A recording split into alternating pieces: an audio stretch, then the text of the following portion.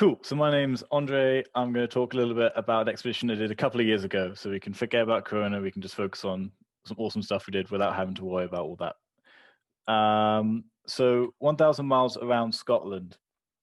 I was in the process of pretty much wrapping up a PhD and had no idea what I wanted to do with my life. I just knew I wanted to do it, something in the outdoors, something big, something crazy, and hopefully raise a little bit of money for charity. And I knew of all these awesome routes around Scotland, the West Highland Way, the Union Canal, the Great Glen Way, and just thought, wait, these nearly connect up. So the hope was to connect them up into one big adventure, which turned into about a 1,000-mile journey.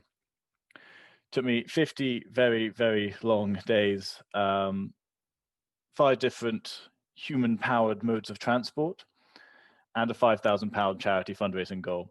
Now, this was the mad thing that I said yes to, because I kind of knew I could just push on through a lot of tough days and get through miserable weather.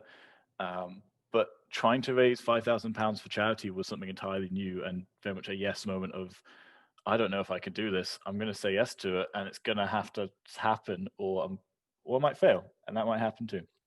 So the general reaction I got from everyone, particularly my parents, was "You're mad," and I just took that as the highest compliment I possibly could.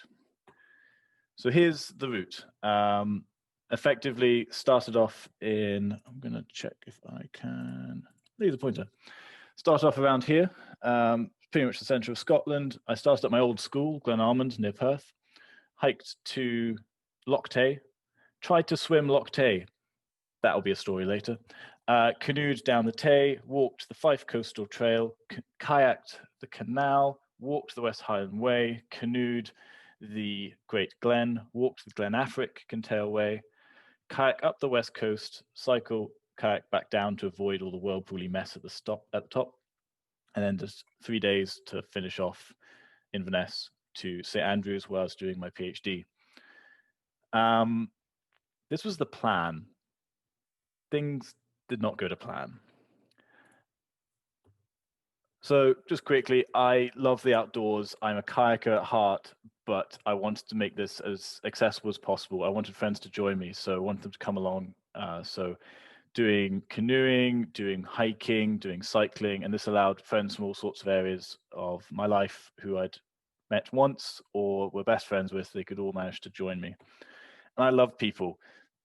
People are awesome, and they're so encouraging. I knew that I would not be able to do this without having people popping in and out and joining me and getting a chance to basically feed off their fresh energy. I'd have been like 20 days into an expedition. Someone new would turn up and be like, right, let's go. And it would be infectious. I'd absolutely love it. So I knew that raising £5,000 was going to be the biggest challenge. So I decided to run a whole bunch of events leading up to the start of the expedition. I did a whole bunch of just things like, look, I'm doing a crazy thing, please give me money, but also encouraging other people to join me and get involved in this whole trip. So I attended the Great Scottish Swim and did a swim at that. I did a 10-hour climbing marathon where I invited everyone I knew who could climb or not climb to add up all of their heights that they climbed in the course of 10 hours, and we nearly made it to the height of Everest. So that's an unfinished business right there. Cycled for 24 hours. Then my friend Poppy, to be honest, did most of the work. I broke my legs from trying to cycle too long.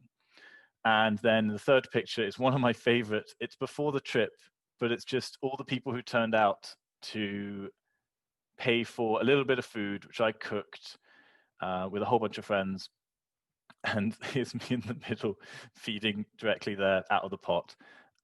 This was a huge moneymaker and a huge event that was just weekly. I'd cook 30, 40 portions of food, tell everyone to come bring a bowl, and they'd pay a couple of quid, and that would make money.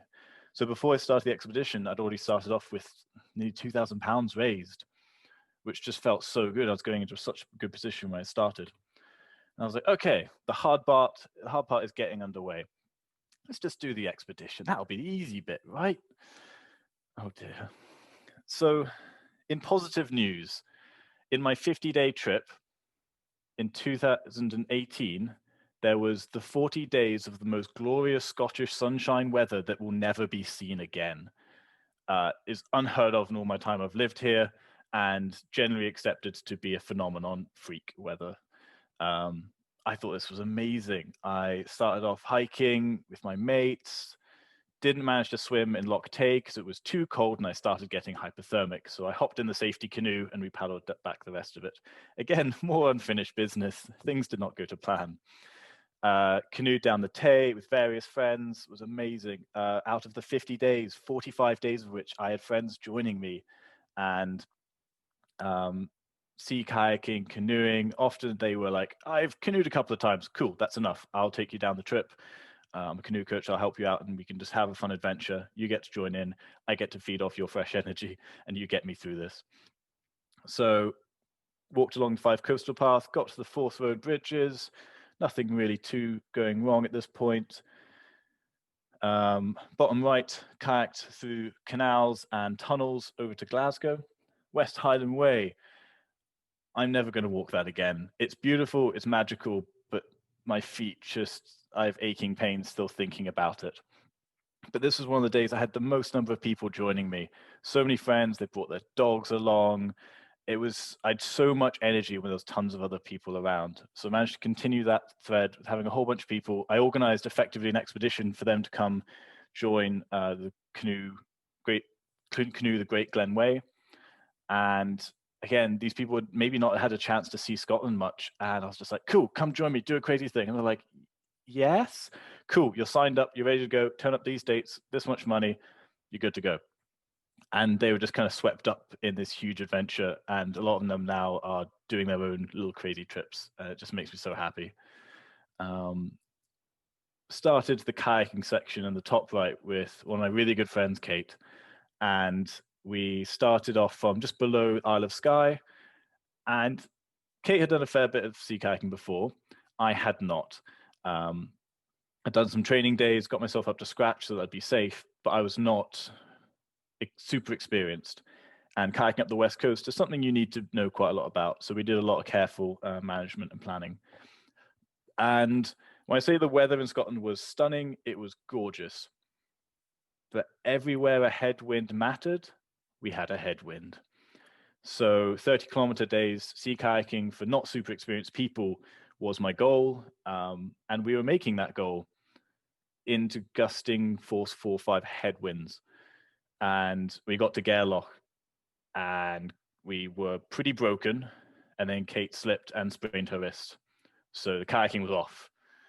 I was like, oh no, what's happened? The expedition is in shambles. There's meant to be so much more sea kayaking left. I'm still on track time-wise, but what am I going to do? So I got the bike, shifted up to Gairloch. I started cycling most of the North Coast 500. There are notes on this route that there's 2 days of cycling here roughly, and there's 3 days here. I was expecting 5 days. I could do that. It turned from 5 days into 2 weeks of cycling the North Coast 500, which is really hilly, and I had not prepared for, I had not trained for in any way.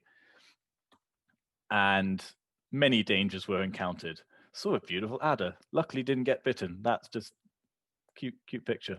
This is what happened. My knee got absolutely wrecked. I couldn't walk. Definitely couldn't cycle. So I came up and rested in a B&B, putting ice on my leg for 3 days.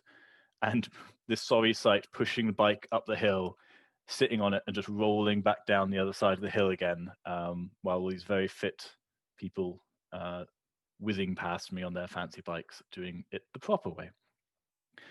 But it was a case of take each day as it was, see how far you can go, and try not to break myself too much. Finally got through Inverness, got even further south, and finally finished up back in St Andrews.